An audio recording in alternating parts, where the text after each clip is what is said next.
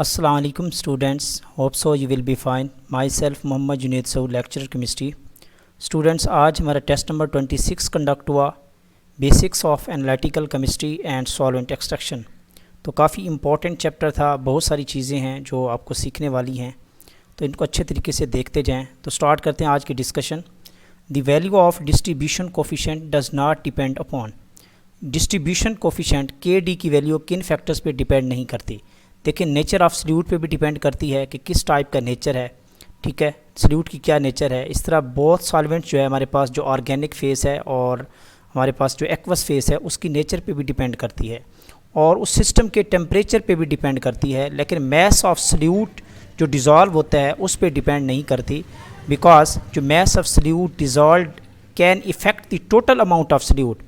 वो हर फेस में जो सल्यूट की अमाउंट होती है उसको तो इफ़ेक्ट कर रहा होता है, लेकिन जो उसकी रेशो होती है, रेशो ऑफ कंसंट्रेशन, वो ऑलमोस्ट क्या रहती है, रिमेन द सेम, जिसकी वजह से डिस्ट्रीब्यूशन कोफिशिएंट का जो है ना वो मैस ऑफ सल्यूट डिज़ोल्व के ऊपर कोई इफ़ेक्ट नहीं होता। तो स्टार्ट करते हैं। Next question, extraction efficiency of solute from the solution to the respective phase is expressed by. तो एक्सट्रैक्शन एफिशिएंसी को रिप्रेजेंट किया जाता है, दिस फार्मूला हम यूज़ करते हैं। इसका सिंपल है, अगर आपके पास डिस्ट्रीब्यूशन रेशियो है तो देन हम सिंपल ये फार्मूला यूज़ कर लेते हैं, और जब हमारे पास इक्वल वॉल्यूम में दोनों लेयर्स हम लेते हैं, इक्वल वॉल्यूम लेते हैं दोनों लेयर्स का, तो देन हम सिंपल ये वाला फार्मूला यूज़ करते हैं। नेक्स्ट क्वेश्चन है question number 3, batch extraction is use when the distribution coefficient value is. तो हम डिटेल में डिस्कस कर चुके हैं। देखें, जो बैच एक्सट्रैक्शन है इसको जनरली हम कहते हैं this is the single extraction, और इसको हम उस वक्त यूज़ कर रहे होते हैं, and this is the classical extraction होती है, और ये इतने ज़्यादा एफिशिएंट नहीं है अगर हम इसको कंपेयर करें बाय द रिपीटेड एक्सट्रैक्शन के साथ या कॉन्टीन्यूस एक्सट्रैक्शन के साथ। तो जब हमारे पास के डी की वैल्यू, डिस्ट्रीब्यूशन कोफिशिएंट की वैल्यू ग्रेटर होती है, तो देन सल्यूट की जो डिस्ट्रीब्यूशन की जो पावर होती है वो ग्रेटर होती है, वो इजीली डिस्ट्रीब्यूट होके सारे का सारा ऑर्गेनिक फेस में चला जाता है। तो then there is no need of a repeated extraction. तो तब हम जब सिंपल जो है ना वो बैच एक्सट्रैक्शन यूज़ कर रहे होते हैं। तो इट मीन डिस्ट्रीब्यूशन कोफिशिएंट अगर हाई होगा तो आप बैच एक्सट्रैक्शन यूज़ करेंगे, और अगर उसकी डिस्ट्रीब्यूशन कोफिशिएंट की वैल्यू लो होगी तो देन आपको रिपीटेड एक्सट्रैक्शन करनी पड़ेगी या कॉन्टीन्यूस एक्सट्रैक्शन करनी पड़ेगी, ठीक है। तो वो मोर एफिशिएंट एक्सट्रैक्शंस होती हैं और उसमें स्मॉल वॉल्यूम यूज़ होता है। Next question, question number 4, for counter current extraction apparatus use.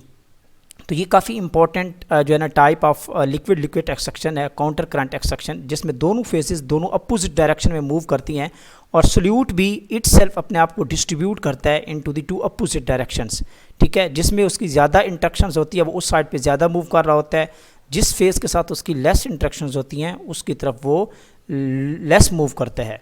तो इसके लिए हम अपरेटस यूज़ करते हैं, क्रैग्स अपरेटस हम यूज़ करते हैं, तो ये आपने नोट करना है। और बैच एक्सट्रैक्शन में जनरली हम क्या यूज़ करते हैं, सेपरेटिंग फनल यूज़ कर रहे होते हैं। और इसके अलावा जो कॉन्टीन्यूस एक्सट्रैक्शन होती है उसमें हम जो है ना वो सॉक सेलेक्ट जैसा एक अपरेटस हम यूज़ कर रहे होते हैं। और इसके अलावा जो हमारे पास सॉलिड लिक्विड एक्सट्रैक्शन होती है, ठीक है, उसमें हम क्या यूज़ करते हैं, सॉक सेलेक्ट अपरेटस हम यूज़ करते हैं। Next question, question number 5, in solvent extraction organic solvent should have. तो उसकी विस्कोसिटी लो होनी चाहिए। अगर आपने सॉल्वेंट एक्सट्रैक्शन परफॉर्म करनी है तो जनरली आपके पास जो ऑर्गेनिक सॉल्वेंट है, इवन कि आपके पास जो एक्वस सॉल्वेंट है, उसमें भी आपकी जो विस्कोसिटी होनी चाहिए वो लो होनी चाहिए। हमने ये फैक्टर्स में डिटेल में डिस्कस किया था। देखें स्टूडेंट्स, अगर ऑर्गेनिक सॉल्वेंट की विस्कोसिटी हाई होगी तो देन क्या होगा, देन इमल्जन्स क्रिएट हो सकती है, ऑर्गेनिक लेयर्स की इमल्जन्स बन सकती हैं, एंड देन उन लेयर्स को सेपरेट करना और फिर उस ऑर्गेनिक लेयर में से सल्यूट को आपने सेपरेट करना वो आपके लिए डिफ़िकल्ट हो जाएगा। दैट्स वाई कि सॉल्वेंट एक्सट्रैक्शन में ऑर्गेनिक सॉल्वेंट जो होती है, जो ऑर्गेनिक फेस होती है, उसकी विस्कोसिटी लो होनी चाहिए। Next question, question number 6, solvent extraction of metals can be done by. तो ये एक इम्पॉर्टेंट एप्लीकेशन है सॉल्वेंट एक्सट्रैक्शन की, कि आप मेटल्स को भी एक्सट्रैक्ट कर सकते हैं किसी भी कॉम्प्लेक्स में से। तो इसमें extraction of ion association complex, ठीक है, ये आप यहाँ से भी कर सकते हैं इसको, और इसके अलावा एक्सट्रैक्शन ऑफ मेटल चिलेट्स, तो यहाँ से भी हम मेटल्स को एक्सट्रैक्ट कर रहे होते हैं मेटल चिलेट से। तो both options are the correct. Next question है question number 7, in solvent extraction the field solution that is depleted of solute. Very important, वो कह रहा है कि सॉल्वेंट एक्सट्रैक्शन में वो सॉल्यूशन जो अपनी बॉडी में से सल्यूट को डिप्लीट कर चुका है, खारिज कर चुके हैं, ठीक है, लूज़ कर चुके हैं, तो बेसिकली हमारे पास जो एक्वस लेयर होती है उसमें से हमारा सल्यूट निकल के किस में चला जा रहा होता है, दूसरी फेज़ ऑर्गेनिक फेज़ में जा रहा होता है। तो जिस फेज़ से सल्यूट निकल के जा चुका है उसको हम कहते हैं रेफिनेट। हमने वहाँ भी डिस्कस किया था लेक्चर में, उसको हम रेफिनेट कहते हैं। और जो फेज़ उस सल्यूट को एक्सट्रैक्ट करके अपनी फेज़ में लेके जा रही है, अपने पास लेके जा रही है, उसको हम कहते हैं एक्सट्रैक्ट। उसको क्या कहते हैं, वो जो हमारी फेज़ होती है उसको हम एक्सट्रैक्ट कहते हैं। So correct option is B, जिसमें सल्यूट की अमाउंट लेस होती है। नेक्स्ट क्वेश्चन है question number 8, soxhlet extraction uses. तो सॉक्सिलेट एक्सट्रैक्टेड के हमने पार्ट्स पढ़े थे, तो उसमें हमने बात की थी कि उसमें एक थिम्बल यूज़ होती है, और वो जो थिम्बल होती है basically this is the sample holder. वहाँ अपना सैंपल रखते हैं, जो हमारा सॉलिड सैंपल होता है जिसको हमने पाउडर फॉर्म में लेके रख रहे होते हैं, और फिर वहाँ से हमारा जो हमारा डिज़ायर्ड सॉल्वेंट होता है उसको हमने एक्सट्रैक्ट करना होता है by using the external solvent like hexane. ठीक है, तो वो हमारे पास जो थिम्बल होती है बेसिकली वो पोरस होती है। जैसे ही हमारा हेक्सेन या कोई एक्वस ऑर्गेनिक सॉल्वेंट वहाँ से उसको क्या होता है, ऊपर से फॉल करता है और उसको अपने साथ अट्रैक्ट करके अफिनिटी की वजह से, ठीक है, मोर सॉल्युबिलिटी की वजह से वो उसको लेके उस पोरस मटेरियल में से, उस पोरस सब्सटेंस में से नीचे जा रहा होता है अपनी फ्लास्क में। तो पोरस थिम्बल हम यूज़ करते हैं बेसिकली। नेक्स्ट क्वेश्चन है question number 9, Which of the following technique is used to reduce the need of large volume of organic solvent? अगर आपने स्मॉल वॉल्यूम पे काम करना है, this is the more efficient technique, तो फिर then you have to use the repeated extraction.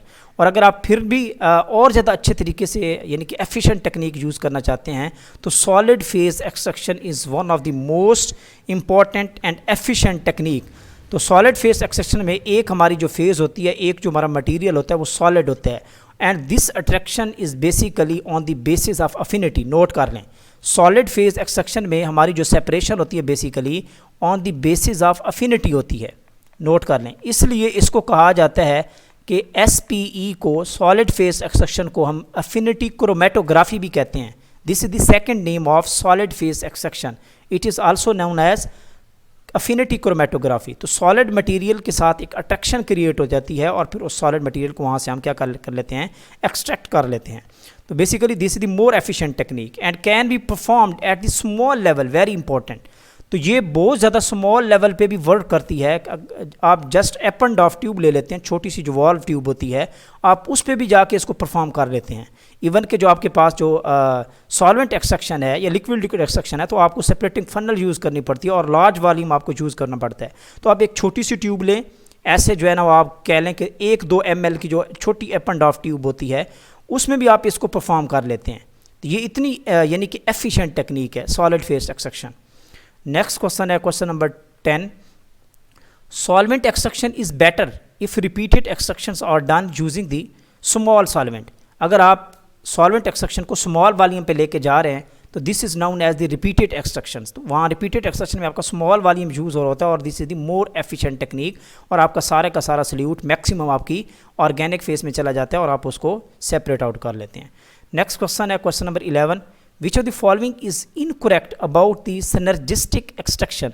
तो students इसमें हमने पढ़ा था, डिफरेंट फैक्टर्स में हमने डिस्कस किया था कि उसमें होता है सिनर्जिस्टिक एजेंट्स। सिनर्जेटिक जो है एजेंट्स हम यूज़ करते हैं अगर किसी फेज़ से आपका जो सल्यूट होता है वो ऑर्गेनिक फेज़ में नहीं जा रहा या उसका लेस सॉल्युबिलिटी है, तो हम क्या करते हैं, हम एक और फेज़ उसमें ऐड करते हैं ऑर्गेनिक फेज़ में, जिसको हमने कहा था कि these are the synergistic agents.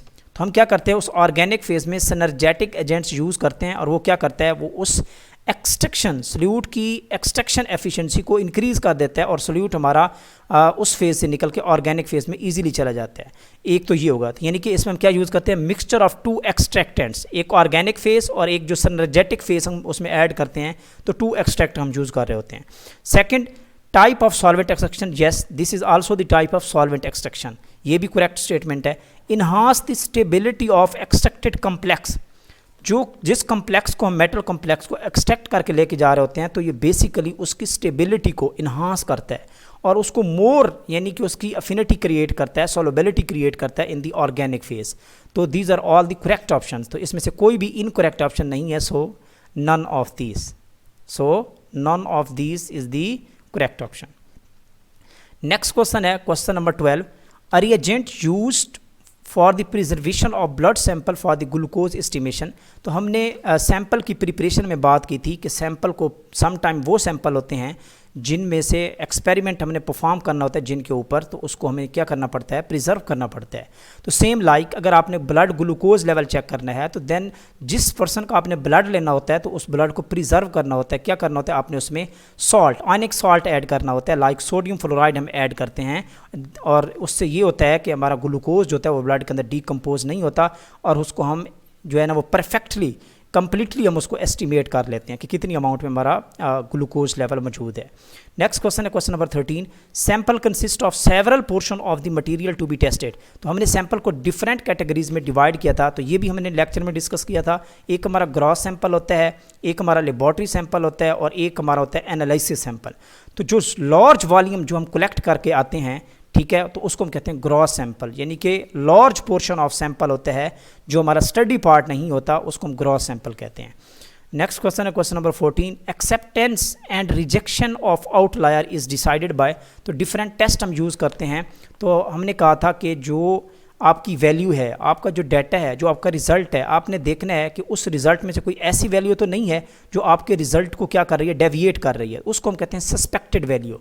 तो फिर आपने देखना होता है कि क्या उस वैल्यू को डाटा से निकालना ज़रूरी है या नहीं है। तो उसके लिए हम एक टेस्ट परफॉर्म करते हैं, उस टेस्ट का नाम है क्यू टेस्ट। तो क्यू टेस्ट बेसिकली हमें ये देता है कि आपका फॉर एग्जांपल ये डाटा है 5-6 वैल्यूज़ हैं, तो क्यू टेस्ट आपको बताता है कि आपकी कोई जो सस्पेक्टेड वैल्यू आपने उसको डाटा से निकालना है या नहीं निकालना। तो इसके लिए सिंपल है, क्यू टेस्ट परफॉर्म करते हैं।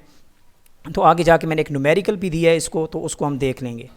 नेक्स्ट क्वेश्चन है 15, limit of detection is calculated by. तो लिमिट ऑफ डिटेक्शन जो है ये भी मेथड की वैलिडेशन के लिए हम यूज़ कर रहे होते हैं।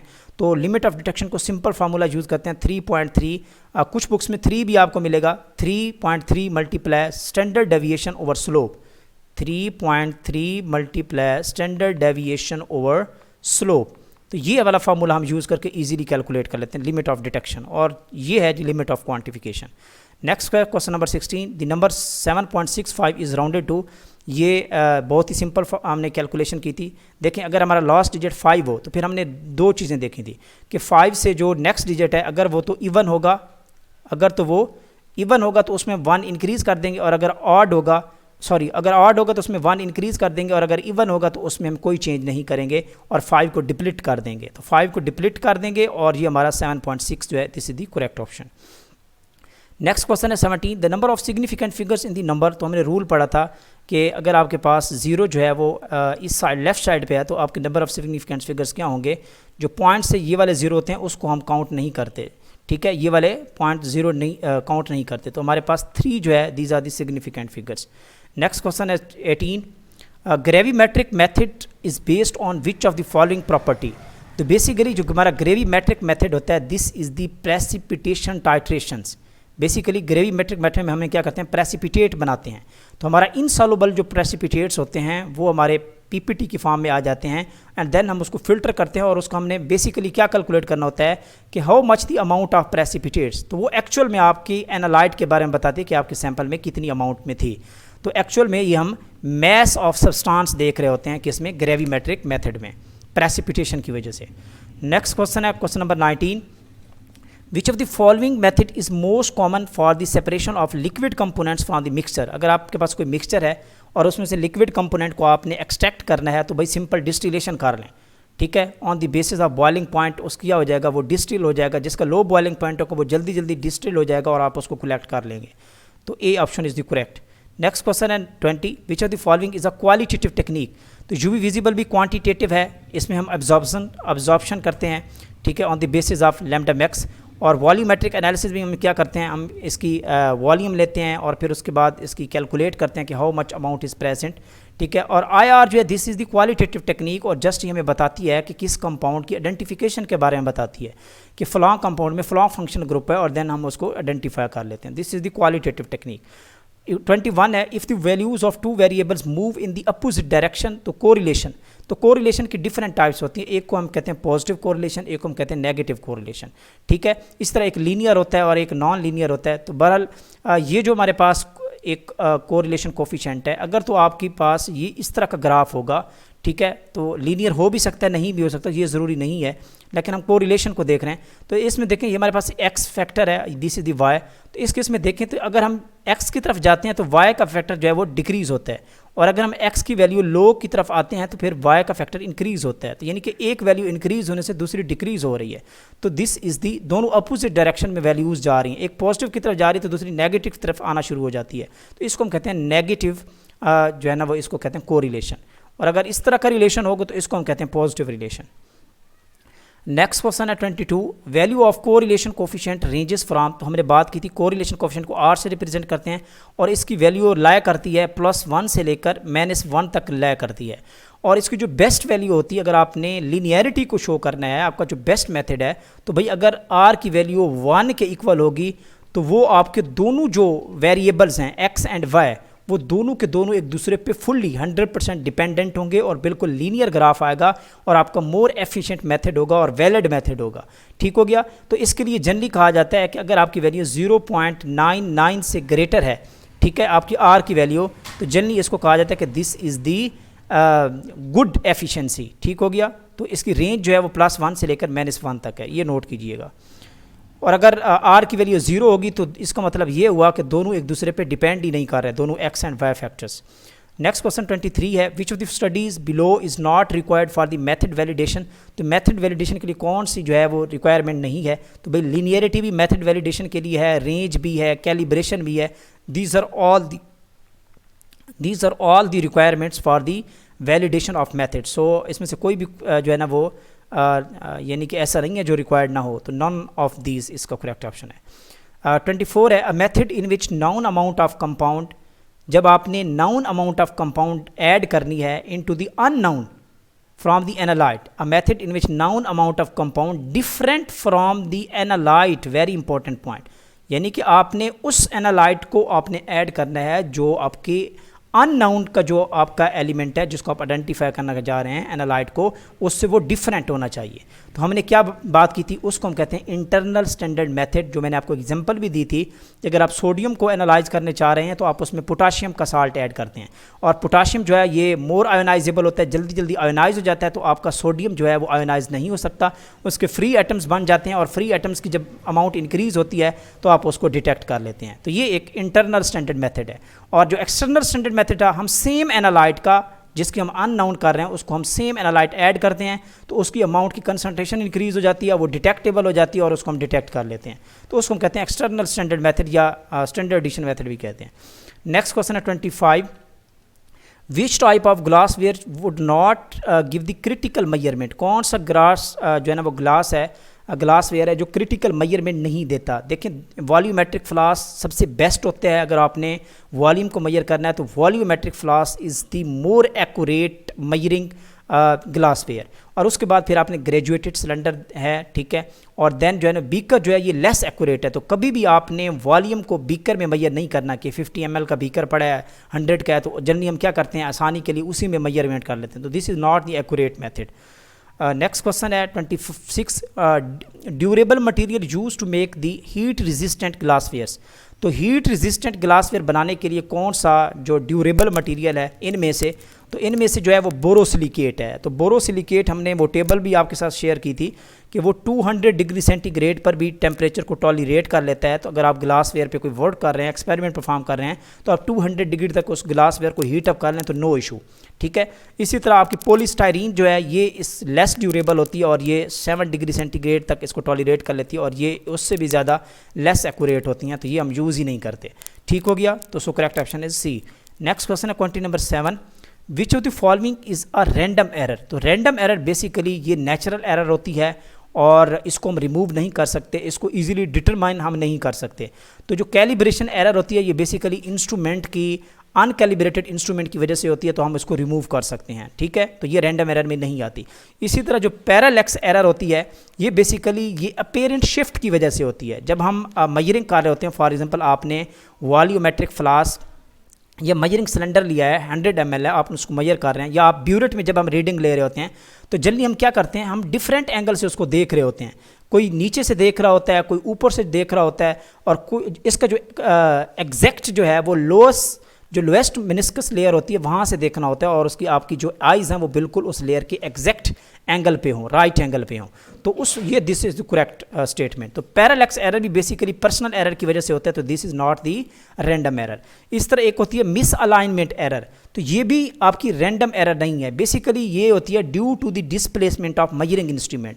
आपका जो मेजरिंग इंस्ट्रूमेंट है वो अगर डिस्प्लेस हो गया है, इधर उधर हिल चुल गया है, अपनी जगह चेंज कर गया है, या displacement of the simple system from the correct position, अगर वो अपनी असल पोजीशन से वो चेंज हो गई है पोजीशन, तो देन भी वो एरर आ सकती है, तो उसको भी आप रिमूव कर सकते हैं। तो basically these are all the determinate error, और आप इसको डिटरमिन भी कर सकते हैं और इसको रिमूव भी कर सकते हैं, but errors resulting from the friction, तो फ्रिक्शन की वजह से जो एरर आती है उसको हम कहते हैं this is the natural error, this is the random error. तो ये जनरली एयर फ्रैक्शन की वजह से होती है। आप लैब में मौजूद हैं तो एयर प्रेशर की वजह से भी फ्रैक्शन आ सकती है, आपकी वैल्यूज़ में थोड़ा बहुत चेंज हो सकता है, तो इसको रिमूव करना थोड़ा डिफिकल्ट होता है। Next question number 28, degree of closeness of the measured value of certain quantity with the true value, इसको हम एक्यूरेसी कहते हैं। डिटेल में हमने डिस्कस भी किया था। आपकी जो एक्चुअल वैल्यू है और जो मेजर्ड वैल्यू उनके बीच में जो डिफरेंस होता है उसको हम कहते हैं एक्यूरेसी, ठीक है। और जो प्रिसीजन होता है उसको हम जनरली हम क्या कहते हैं, प्रिसीजन जो होता है this is the difference in values of the repeated measurements जो होती हैं। और जो सेंसिटिविटी होती है ये बेसिकली आपकी मेथड से रिलेटेड होती है कि आपका कितना मेथड सेंसिटिव है, LOD से रिलेटेड है, लिमिट ऑफ क्वांटिफिकेशन से रिलेटेड है ये। नेक्स्ट क्वेश्चन है 29, the accepted value of voltage across the resistors is 18 volt. वो कहते हैं आपकी जो एक्सेप्टेड वैल्यू है, जो एक्चुअल वैल्यू है बेसिकली वो कितनी है, एक्चुअल वैल्यू है वो 80 वोल्ट है। और फिर आपने जो मैयर किया तो आपकी मेजरमेंट जो है, यानी कि जो आपकी मेजर्ड वैल्यू है या कैलकुलेटेड वैल्यू है वो है 79 वोल्ट। तो भाई इसकी परसेंट एरर का मैंने आपके पास फार्मूला भी शेयर किया था। तो परसेंट एरर का फार्मूला होता है रिलेटिव एरर, क्या होता है, रिलेटिव एरर मल्टीप्लाई 100 कर दें तो ये परसेंट एरर जाती है। तो रिलेटिव एरर का क्या फार्मूला होता है, रिलेटिव एरर का फार्मूला हमने यूज़ किया था, दिस इज़ द फार्मूला, यानी कि actual value minus measured value divided by actual value, this is the formula, divided by actual value. तो हमारे पास 80 है माइनस 79 है डिवाइडेड बाय 80 है, तो 80 में से 79 गया तो 1 को 80 पे डिवाइड करें, तो जब आप 1 को 80 पे डिवाइड करें तो इसका वैल्यू फाइनल वैल्यूज़ आ जाएगी 0.0125 वैल्यूज़ आ जाएगी। अब हमने परसेंट एरर निकाला है, तो 0.0125 को 100 से आप क्या करें, मल्टीप्लाई करें, तो आपका फाइनल आंसर आ जाएगा 1.25 इज़ दी आपका आंसर है परसेंट एरर होगा। So correct option is A. Last question है 30, standard addition values of two methods are 0.5 and 0.21, यानी कि स्टैंडर्ड मेथड जो 1 की है वैल्यू स्टैंडर्ड डेविएशन की वो है 0.5, इसी तरह जो आपकी स्टैंडर्ड डेविएशन की 2 वैल्यू है वो है 0.25। और हमने याद रखिएगा जो हम एफ टेस्ट यूज़ करते हैं वो बेसिकली क्या था, F test is equal to S1 का स्क्वायर डिवाइडेड बाय S2 का स्क्वायर, यानी कि standard deviation of first method का स्क्वायर, जो कि हमारे पास क्या होता था, variance V1 over V2, variance of first method divided by variance of second method. तो सिंपल इसकी ये कैलकुलेशन, तो आप इन दोनों का स्क्वायर ले लें। फर्स्ट मेथड का स्क्वायर 0.5 का स्क्वायर आ जाएगा, ये 0.25 का स्क्वायर आ जाएगा, तो 0.5 का जो स्क्वायर है इसका आंसर आता है 0.25, और 0.25 का स्क्वायर आता है 0.0625, इसको डिवाइड करेंगे तो आपका आंसर आ जाएगा 4। So correct option is B. तो ये थी जी आज की हमारी डिस्कशन, जो कि काफ़ी इंपॉर्टेंट डिस्कशन थी। इसको अच्छे तरीके से देखें, रिवाइज़ करें। तो ये आपकी जो बेसिक एनालिटिकल केमिस्ट्री का चैप्टर है इसको आपने अच्छे तरीके से देखना है, सॉल्वेंट एक्सट्रैक्शन को आपने अच्छे तरीके से देखना है, तो इंशाल्लाह आप लोगों की बहुत अच्छी तैयारी होगी। और एनालिटिकल मोस्ट इंटरेस्टिंग आपका डिसिप्लिन है, और एग्ज़ाम के हवाले से, इंटरव्यू के हवाले से this is the most important. तो इंशाल्लाह हम इसको अच्छे तरीके से डिस्कस करने वाले हैं। तो थैंक यू सो मच, अपना ख्याल रखिए, अल्लाह हाफिज़।